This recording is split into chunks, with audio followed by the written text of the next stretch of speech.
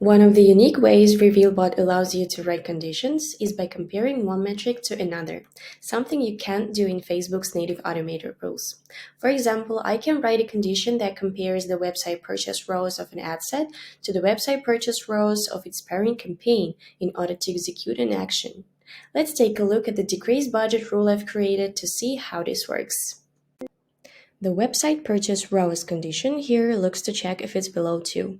Instead of checking this, we can have it check to see if it's below the campaign average.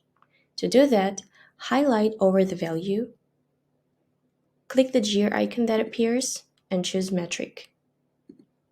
You'll notice the condition has now changed to comparing the website purchase rows metric to another metric. Now we can change the second metric to the website purchase rows at the campaign level by choosing campaign from the drop-down.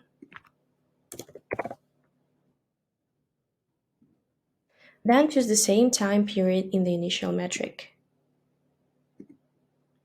Now we have a condition that is checking the ad sets rows and comparing it to the average rows of all ad sets in its parent campaign. And if it's less, it will decrease the ad sets budget. This is a great example of both showing how you can write conditions comparing two metrics to each other, and also an example of using a parent items metric in a condition, another thing you can't do in Facebook's native automated rules.